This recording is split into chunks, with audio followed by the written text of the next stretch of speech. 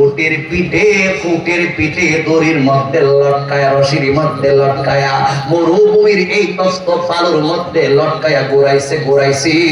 শরীর থেকে চামড়া গুলো বসে বইরা যাইতেছে। বেলাল কয় আল্লাহর নাম বইলা যা, রসুলের নাম বইলা যা। বেলাল রাদিয়াল্লাহু তাআলা আনহু ডাইকা বলেন না রে না, আল্লাহর জমিনের মধ্যে একমাত্র যেই ধর্ম, ওই ধর্মের নাম হলো ইসলাম। আল্লাহ নিজেই কোরআনে বলে দিয়েছেন, ইন্না দ্দীনা ইনদাল্লাহিল ইসলাম।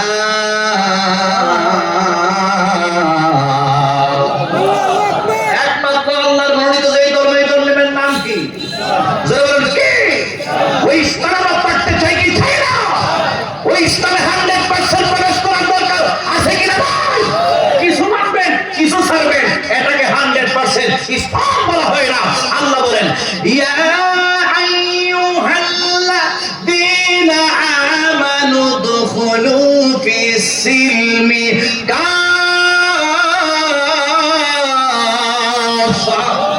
আল্লাহ বেঈমানদেরকে ডাক দেয় নাই, আল্লাহ মুনাফিকদেরকে ডাক দেয় নাই, আল্লাহ কাফেরদেরকে ডাক দেয় নাই, আল্লাহ মুশরিকদেরকে ডাক দেয় নাই।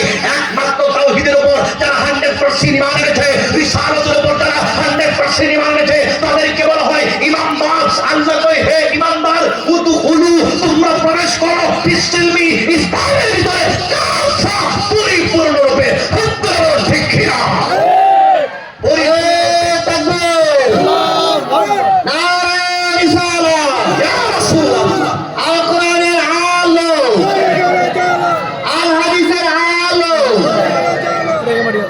পরিপূর্ণরূপে ইসলামের ভিতরে ঢুকলে সুদ সরা যায়। এখন দেখবেন কষ্ট হয়ে গেছে আপনাদের। আমার তো চিনেন, আমি তো পুরান জিনিস, আমি আরো কয়েকবার আইছি কেন নাও। আমি এই এলাকাতে অনেক প্রোগ্রাম করছি, কথা বলতে চাই। আমার ভাই তাহির এবং আজকে প্রথমে বাপিল নাকি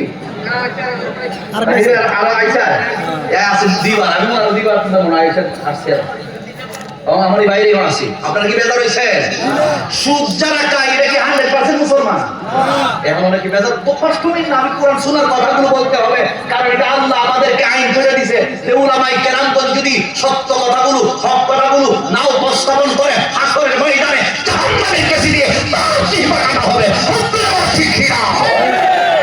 এই জন্য একজন ব্যক্তি যখন সুদ খায়, সুদখোরকে কখনো 100% মুসলমান বলা যাবে না, ঘুষখোরকে কখনো 100% মুসলমান বলা যাবে না, সুরকে কখনো 100% মুসলমান বলা যাবে না। পাঁচ ওয়াক্ত নামাজ যারা বাদ দেয়, তাদেরকে 100% ইসলামের ভিতরে প্রবেশ করছে এটা বলা যাবে না। কথা কি ক্লিয়ার নাকি বেজাল আছে? তাহলে সুদ ছাড়ার দরকার আছে কিনা নাই?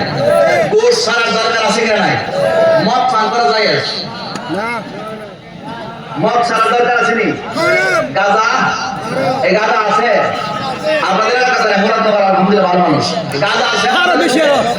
গাঁজা ছাড়ার দরকার আছে কিনা নাই? ইয়াবা,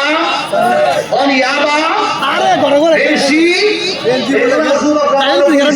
অনেক সময় বাপের গলার মধ্যে গিয়ে ছুরি লাগা ফুট এ আসেন ফুট, বাপের ঘরে ফুট,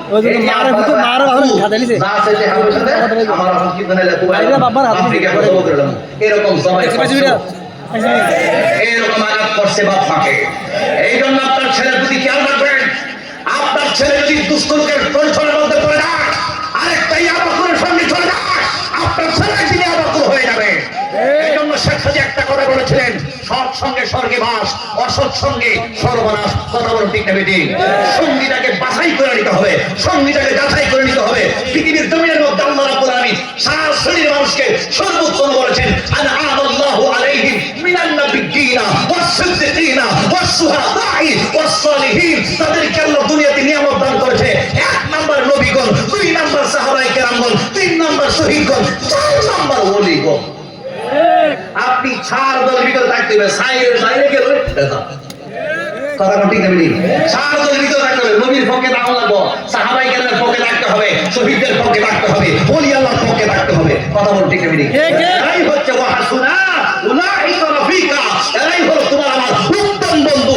আমরা বন্ধু নির্বাচন করতে আমরা অনেক সময় ফুল্লা পড়া করে লাই। এই জন্য তোর বন্ধুর সাথে চললে জাহান্নামে ধরে না গো, আর তোর বন্ধুর সঙ্গে গেলে জান্নাতে যাওয়া যাবে, এটা বুঝি না। এই জন্য রাসূল কয়, মান তাশাব্বাহা বিকাউমিন ফাহুয়া মিনহুম, যে যার সঙ্গে ভালোবাসা রাখে তার সঙ্গে তার হাসর নসর হয়।